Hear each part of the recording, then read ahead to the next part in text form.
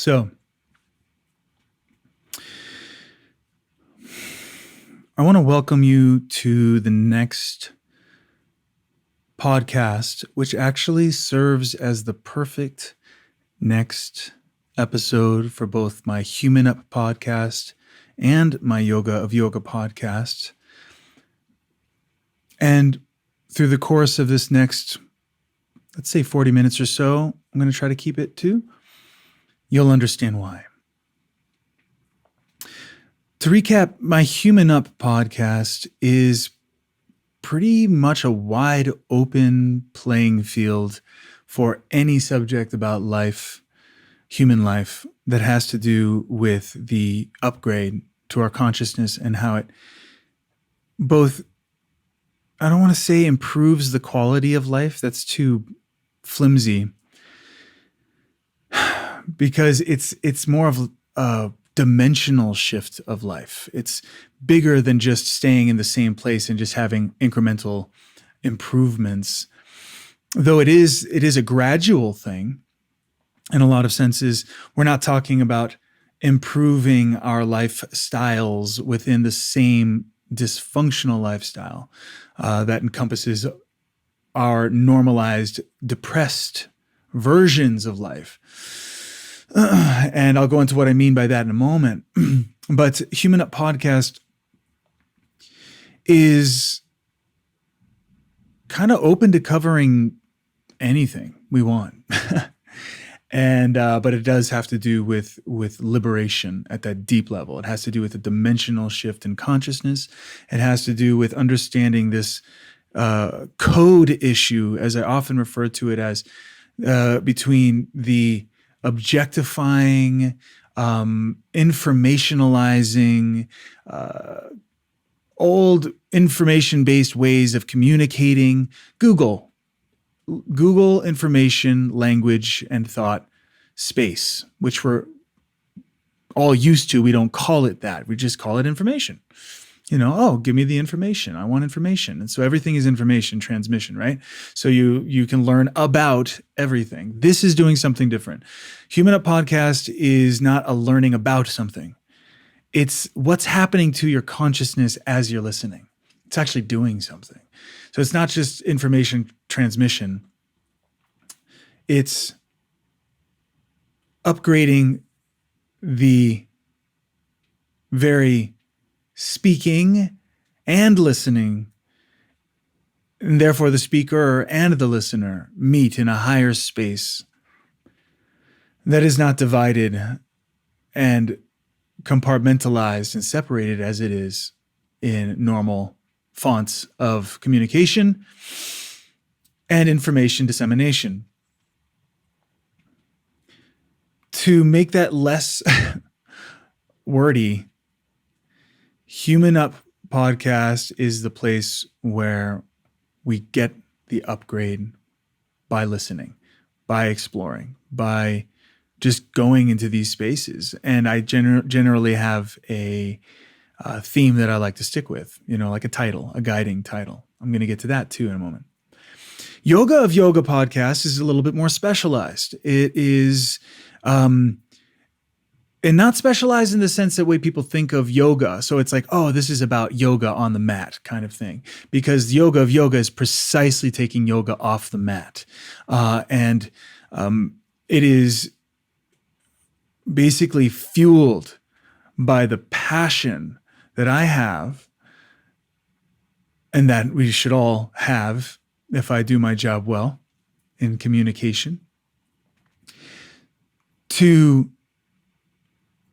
upgrade yoga and our understanding of yoga and put yoga first rather than us and what we think we need first. And yoga as we know it is a me first download from yoga that eclipses what yoga really is. Once we've covered that,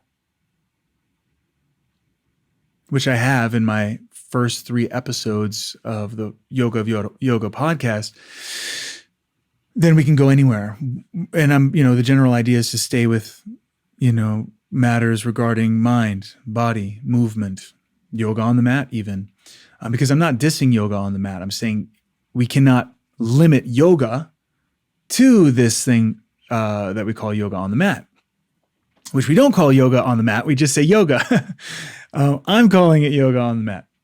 Okay, so both of these podcasts, both of these offerings are not information deliveries, but they are actually Yoga of Yoga podcast is yoga. Human Up podcast is humaning up. And that is the spirit of these offerings. They converge, which I didn't see coming. I should have, but they converge on this topic. And this topic, this episode is called Glori-Fried. If you've been encountering my work, you know I love neologisms, fancy word for new words. And I love the art and science of word fusion. You know, it's like we think we've got all the words in the dictionary, but if that's the way it really worked, we'd never have any new words. Like at what point do we go like, okay, we got all the words now. Okay, no more are allowed. We have all the words already. Okay, which there is kind of that in a way, that attitude. There's always a little bit of a frowning upon neologisms. There's a frowning upon taking the liberty of manifesting new words, creating new words. But I don't have a problem with that. I love it, and you should too. You know, because it's a freedom. It provides a freedom of thought and communication that is quite empowering. So I love taking words like glorified and turning it into Glori-Fried. And there's a lot of meaning to that. The reason I came to that was not for the sake of a neologism. The neologism always comes along as needed. It came along as a need to articulate a pathology that I've been detecting in human culture now for quite some time. And have been denormalizing for quite some time. In my yoga classes, for example, against the grain, and not just of what people are asking for, but against my own degrees of having absorbed the value system of our culture, which is what? Go, go, go, get it done, get more, faster, harder.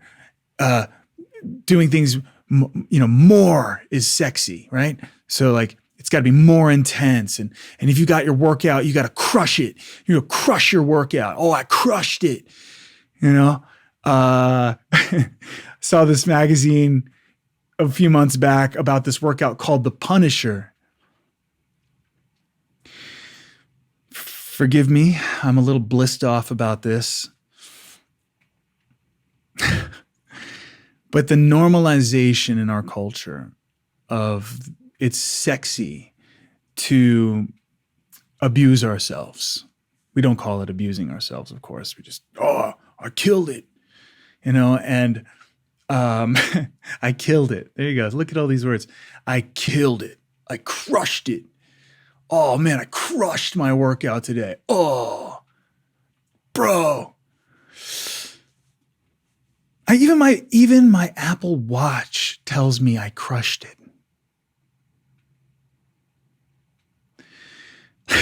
So normalized. What's wrong with that? Oh no, it's cute. That's sweet. Yeah, I crushed it. It means you did a good job. Great. Well, I'm going to ask you to just do something. You can always go back to normalizing it. It's fine. Whatever. But the purpose behind this offering is to denormalize and, in that sense, be medicinal to what we've normalized about how we treat ourselves and how we glorify how we treat ourselves in harsh ways. And it all has to do with escapism and denial. And it all has to do with what I referred to earlier as this normalized depression that we just call life. So I'm going for it. I'm going to go for it in this episode and really just call it out. I'm removing the gag order. I am reminding you that I'm not pointing any fingers out there. I'm not pointing my finger at you. I'm taking ownership of my own glorifier. my own tendencies towards glorifying what is essentially frying us. So there you go. Perfect word, glorified. It's all it's glorified. We're glorified, meaning we're fried, and acting like that's like the shit. And I want to end that. Cut to the chase. It's not good for us. It's not helping us. It's not sexy. I'm sorry. I'm going to desexify it, denormalize it. It's not sexy. We're convincing ourselves that it is because why? Because we have to. But why? Why would we need to? Because our other option is to see what it is and see it for what it is. It is self-abuse. It is escapism. It is denial. And it is a manic high that humanity is on. And it's not a high, it's actually a low. Hence the depression. We're on a manic high that glorifies because it has to. So we're enslaved to. We've got to make it normal. We've got to make it cool that we love to hack everything. Like my episode, a few episodes back, enough with the hacking, I think I called it. You should go check that one out if you haven't, because it's a similar tone, and I'm in a similar way. I'm blissed off. But if you look at our language, the language confesses a lot. It confesses a lot. I was just having a conversation with somebody about how the term that the youngins are using, when I say youngins, teens, are using for describing how many people they've been with in a sexual way as a body count. What's your body count? Body count is a terminology used for dead bodies, dead people who were killed. Ha ha ha. Ha ha ha ha ha. It's fine. It's funny. Whatever, dude. Relax. Just lighten up. Yeah, no, it's fine. I do. I will. I already am. But right now, I'm going to denormalize this shit because I'm not okay with it anymore. Because it's not just us that's involved here. Humanity's manic high of just power tripping on ourselves is violent to ourselves. It's violent to other human beings, namely the innocent ones who aren't about frying themselves until they learn that that's hot somehow. The kids,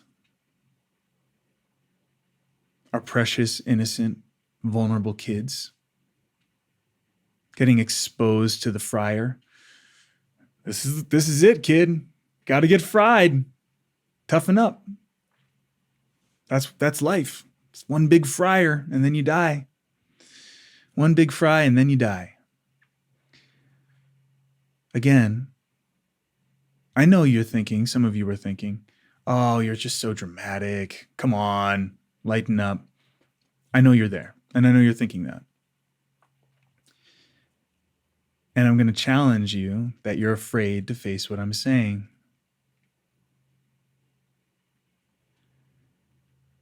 You are wanting to keep it normalized because the other option is to face what it actually is. Abuse. Abuse of ourselves, abuse of each other, and abuse of our children. And yeah, that abuse spills out onto nature too. What we're doing to nature, the way we just take and take and take from nature unilaterally and in an entitled way. It's like it's just there for us to take. As we stuff ourselves silly with more and more and more food, more supplements, more alcohol, more, because we're trying to medicate, because we're fried, but it's too painful to feel it and tune into it and denormalize it. So we turn it into the ground floor upon which we stand.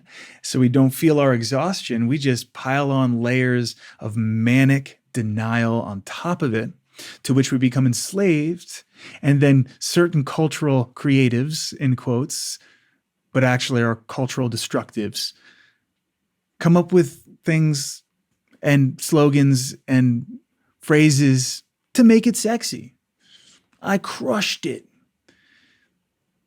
The Punisher. That's hot, right? Because it's tough. I can take it.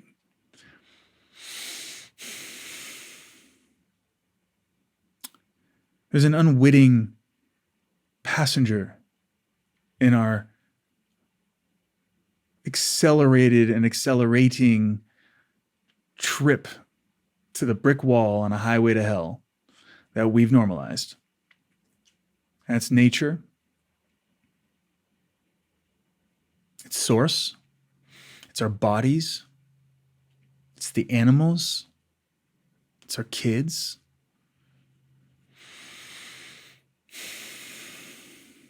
And I'm blissed off about it.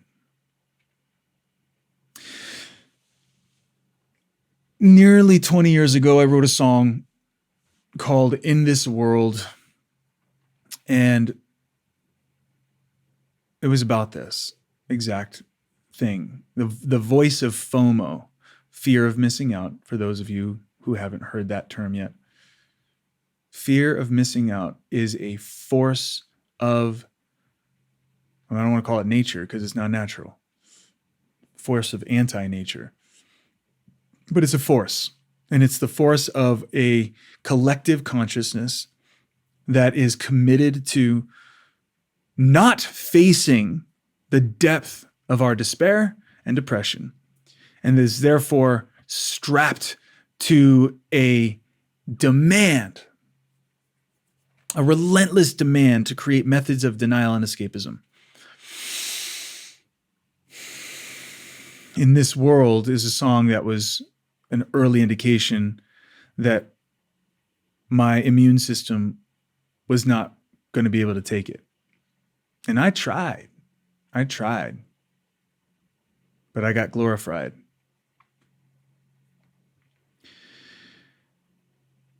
And in this song, I speak of the prisoner's voice. The prisoner's voice was the way that I guess, poetically thought would say it the best at the time, but it's quite appropriate. The prisoner's voice is in all of us. The voice that says, you're if you don't keep up, you're done for. You're going to miss out. You're going to fall behind. You're not going to get yours. You're going to miss out. We say that, FOMO has a cutesy kind of ring to it, but I mean, if you really look at it, fear of missing out in a way is like the ultimate toxin of humanity, because it's what. Let's look at what it does. It's a fear of missing out. So the fear is a fight or flight response that it triggers in us to override our reason, our sanity, in order to participate in the insanity. Because you don't want to miss out. And so missing out is a big deal. It's up there. It's rated in top 5 of fears. Up there with death and pain and, missing out. Missing out is exile. Missing out is abandonment. Missing out is hell to the everyday consciousness, to the normal run-of-the-mill standard consciousness of a being who just wants to belong. And I don't care how cool someone seems or confident or self-assured, everybody wants to belong. It's not something you can just override. You can pretend like you don't care, but you do. Everybody does. Don't be fooled by the veneers. Don't be fooled by the bravado and the whatever, false confidence is what it is.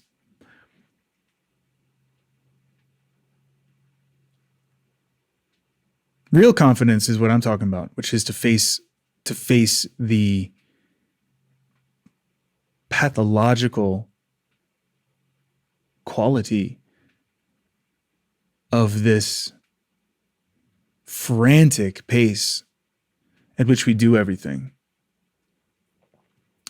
And we're running ourselves into the ground. One of the main symptoms of that everyday consciousness, I'm calling it today, that everyday run-of-the-mill status quo mindset that we kind of all semi-consciously and mostly unconsciously just kind of know, right? Like, the ins and outs of, if you think about how a kid grows up and how they're just taking in tons of information, of what is okay to show, express, be, do, and what is not okay to express, be, do, right? And what's informing us?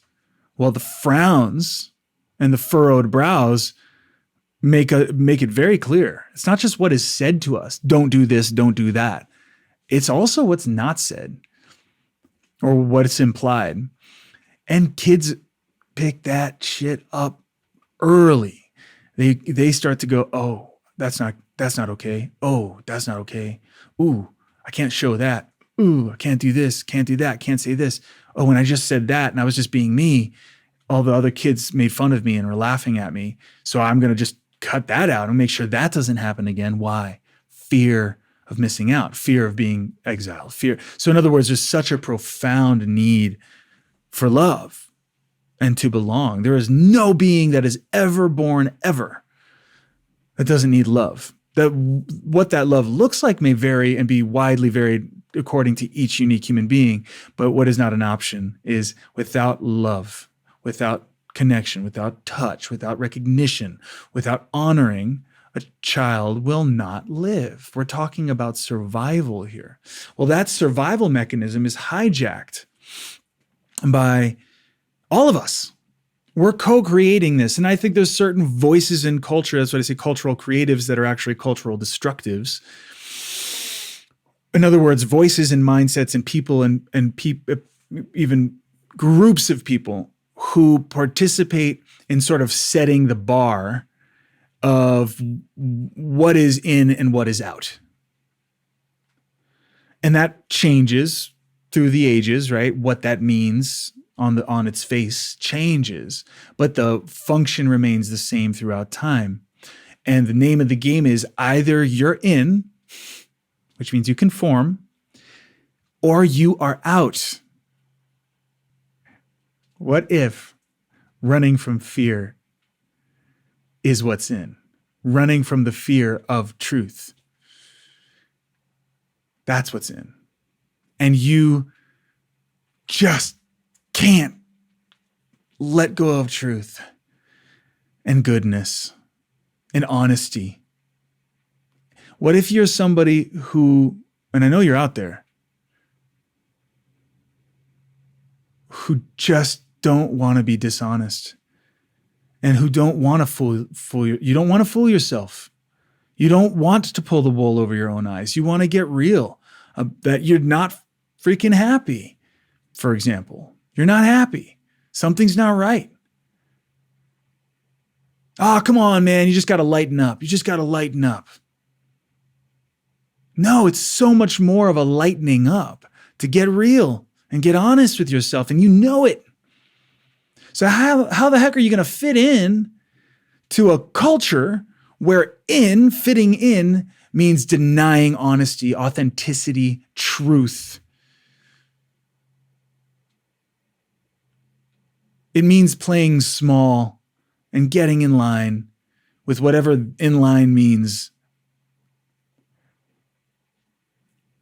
And so what that means is that the sickest among us, and when I say sickest, I mean the most unhappy among us, are the ones running the show, running the narrative of what the rest of us have to do. The miserable people of the world are going to set the bar for what's in and what's out.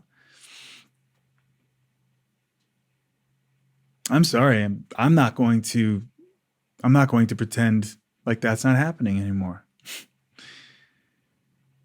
And I'm sure as hell not going to let the most miserable among us run the narrative. And the thing is that when you're a sweet person, when you're a gentle person, when you have no need for confrontation, no desire for fights, no desire for any of that, you're the most likely to defer because you're going to be sweet and you want everybody to just get along. I can take it.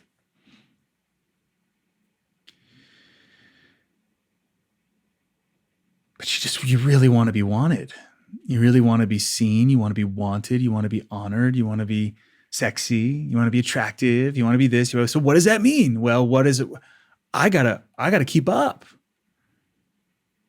God, I feel exhausted.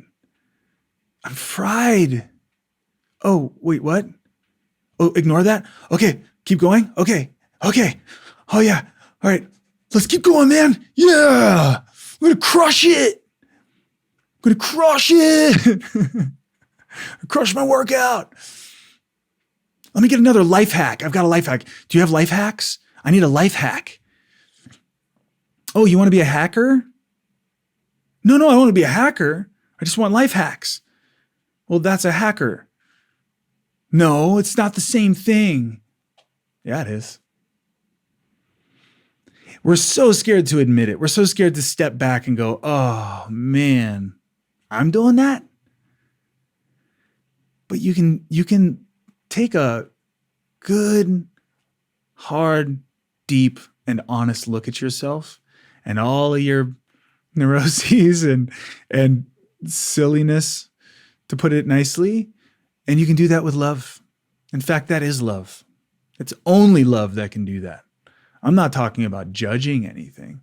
I'm talking about going, I'm sick of this. I'm tired of this.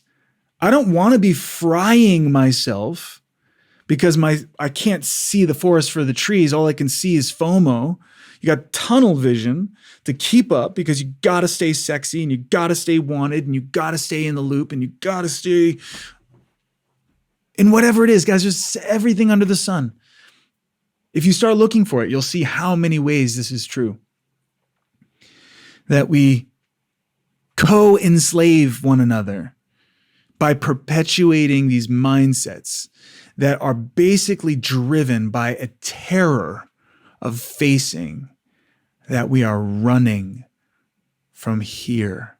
We are running from ourselves. We are running from stillness. And we know that it's wrong, not necessarily in a conscious, articulated way, but on a deep level, we know we're in some kind of violation, something about, I just don't know, something's haunting me, something's chasing me, something's on my back, and I don't know what it is.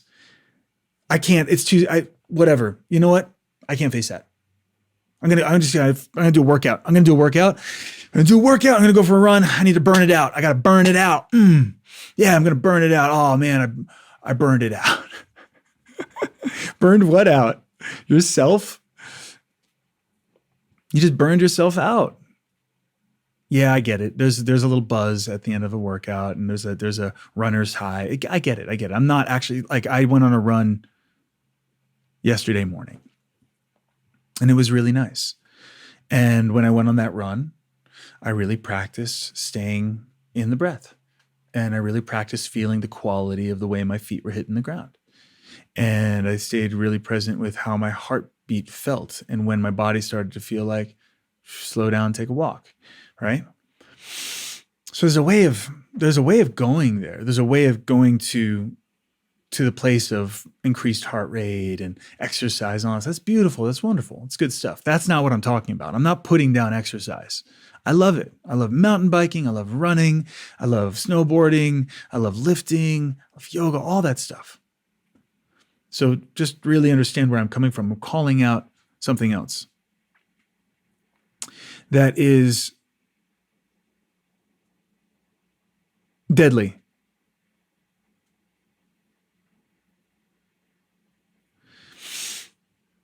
And the name Glori-Fried just calls it out. We're glorifying frying ourselves. We're glorifying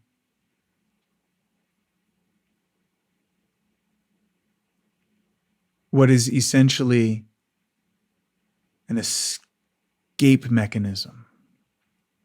That in that escapism is, look at the ism. It's an ideology. It's a mindset. It's a consciousness. It's a state of consciousness. Escapism means that you are now committed to escaping. which means you're normalizing it. And I keep using that word normalize because it is so important. When we normalize a pathology, we entrench it in us and us in it. And we're entrenched in a pathology of we're frying, flash frying, deep frying. The word fry is important. We're fried. I always think about that James Taylor's song, "Whoa, Mexico, I never really been, but I sure like to go." And one of the lines is,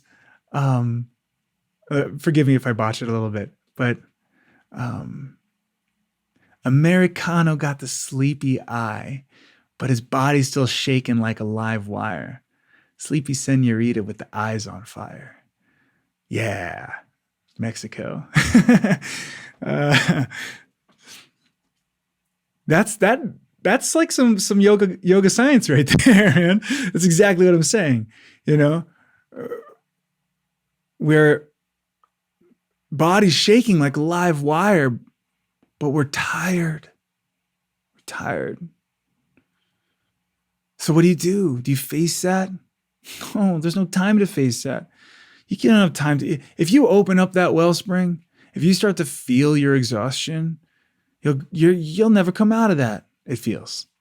We tell ourselves if we even get that close to it, but we don't. Most of us don't even get that close to it. That's the amazing thing. It's almost just like physics. Once we're like in escapism, which is a form of denial and a form of depression, it's depression. And it's the culture. Look at the culture. Look at what we put our money towards. Look at what we're buying and selling and feeding. In all these ways, what are we doing? Really, do we need all this? Do we really need all the stuff that we're doing and buying and consuming? Do we really need it? Ask yourself. And I know you'll come to the answer. You know the answer. No, we don't need all of this. But yes, we do. If we are in the escapism, we need it. So it's like even our economy is being driven by escapism, which is to say our economy is being driven by fear, FOMO, running from ourselves, running from our feelings, running from the now, running from presence, running from what happens and what comes up and what surfaces when we dare to stop. That's why this is a Human Up podcast, because we can't human up if we don't face this. And that's why this is a Yoga of Yoga podcast, because if we don't face this, our yoga is going to be another version of Glorification. Period. And I have friends who are advocating without even realizing, advocating for my changing what I'm doing in my yoga class, which is to ask you to stop, drop, and roll. Put out the fire, put out the fryer. And I don't get upset. Well, maybe a little bit. I get blissed off.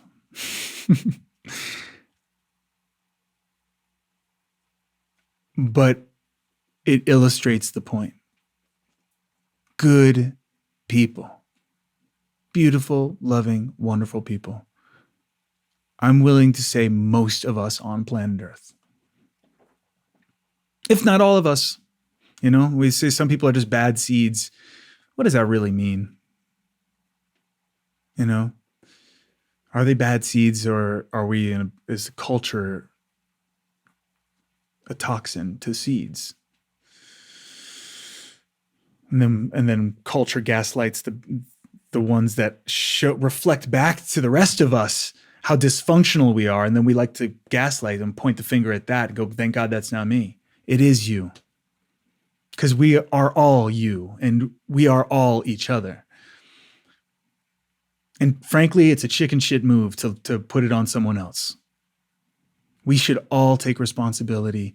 Imagine a humanity that says, together.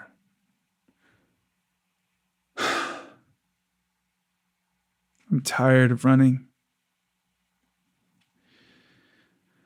I'm tired, period. This is not okay, what we're doing. I've been afraid of facing myself because I don't trust that if I get honest with myself, that you all will still love me and accept me.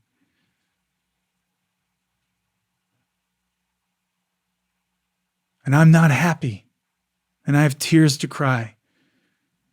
And I have screams to scream. And I've got grievances to air. And there's a lot of stuff I'm holding inside of myself that is not fun and it is not pretty, but it's not going anywhere and it haunts me day and night.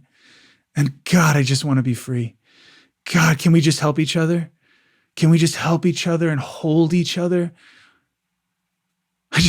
I just watched the movie In and Out, by the way. Came out in the 90s, I think, late 90s, early 2000s.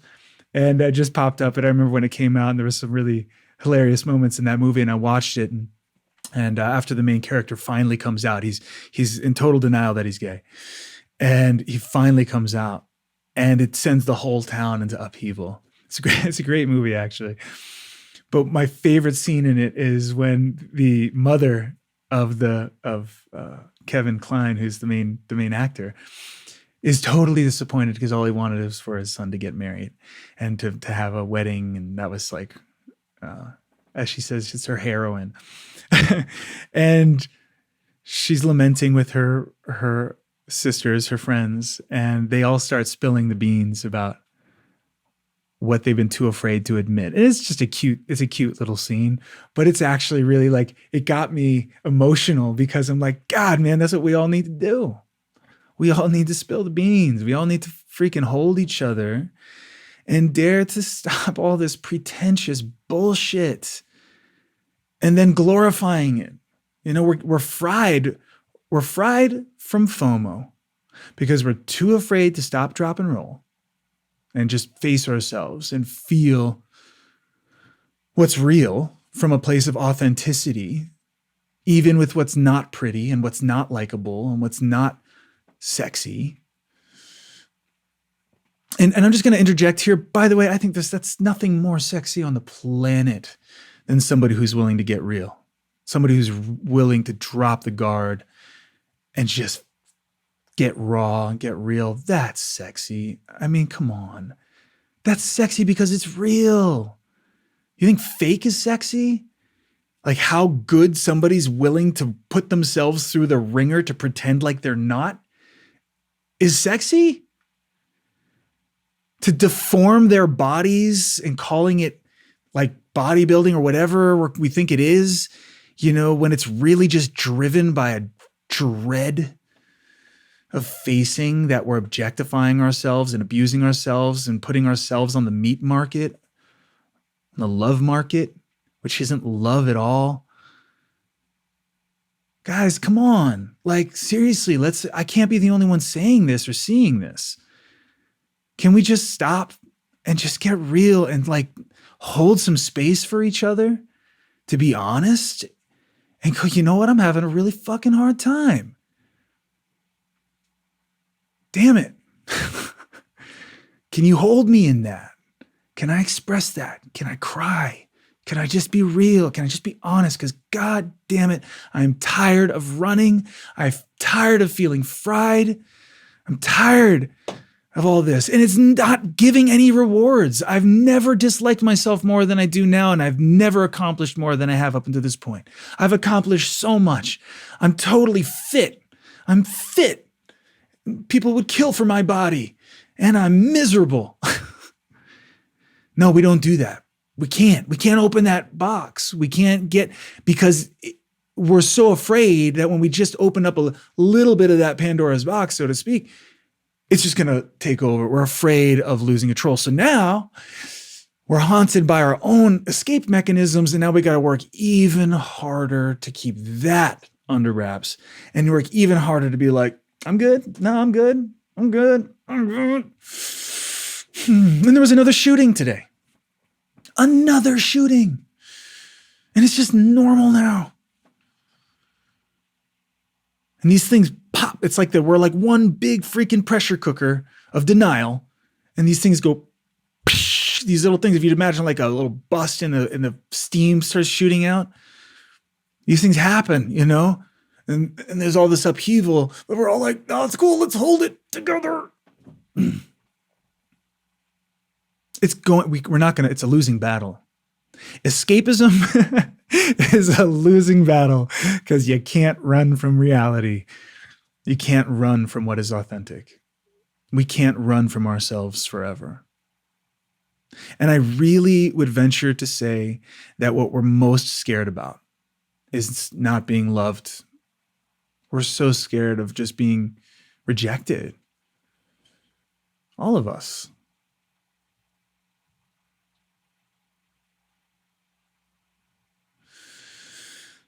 Because we forgot source. There's the most obvious aspect to all of this is what makes all of this possible.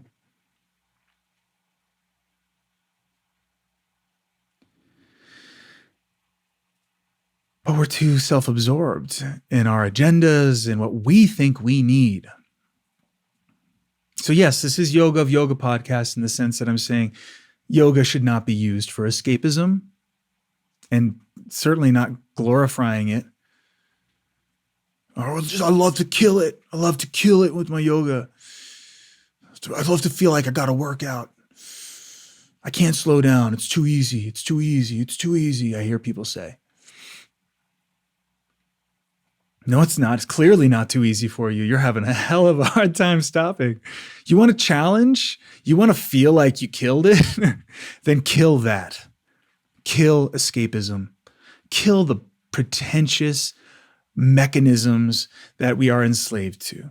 Kill the bad habit of denial. You want to kill it? Kill that. If you want to crush it, crush that.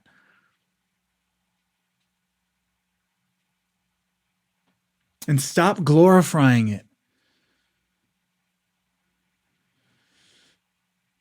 It's not sexy. It's not hot.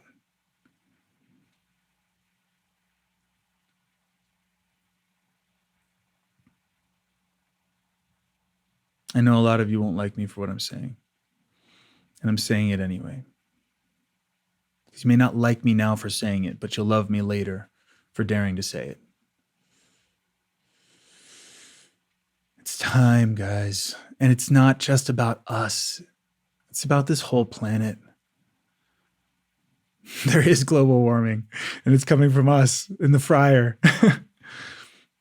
You know it, and I know it. We are cooking ourselves and our planet.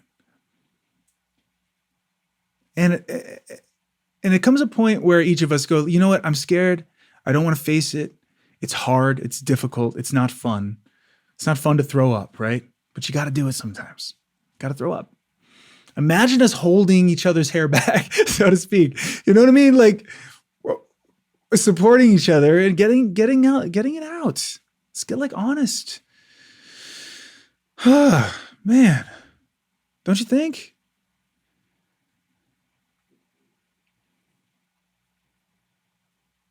I hope this helped in ending the glorification of escapism and all that, and all the antics and frantics, I like to call them, the normalized frantics. And guys, and really make that connection. Manic high is a form of depression. Don't be fooled by jumping up and down frantically. We're so happy, right? We're so happy, right? Is a form of depression.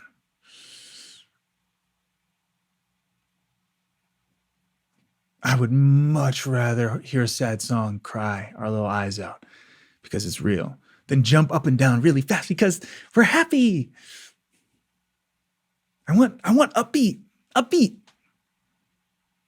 love upbeat. I love to dance. I love it. That's not the point. Why are we doing it is the question. What are we running from?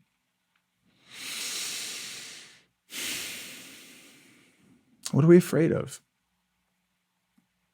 Maybe it's not that bad. Maybe the scariest part about it is avoiding it. And we just stop. And when I say stop, I mean stop. And feel it and face it together. Hold space for each other to do this. I think that humanity could turn this whole shit show around real fast. Really, really fast.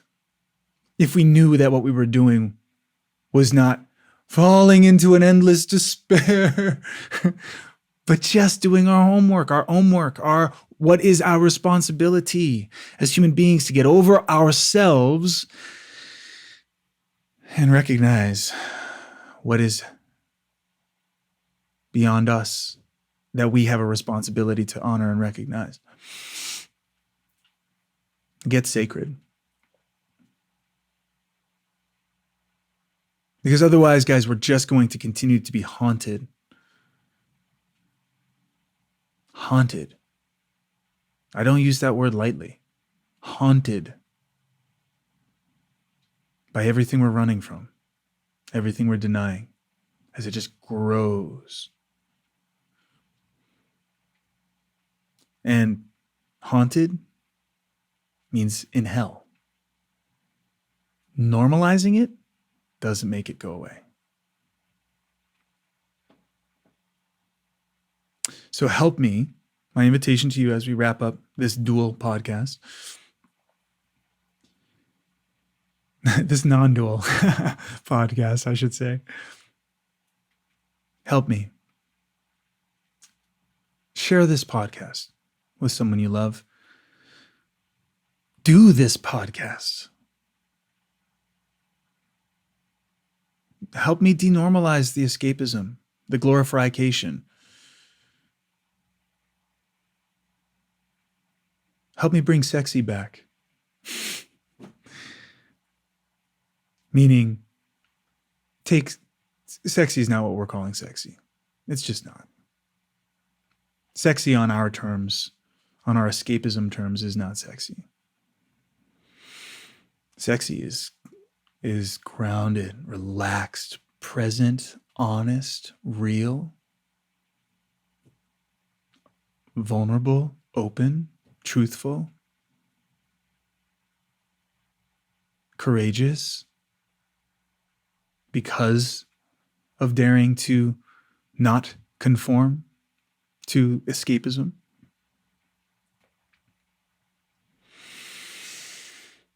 And FOMO and denial. Courage to stand up to the most miserable among us and say, no, you do not run the narrative. You do not set the bar.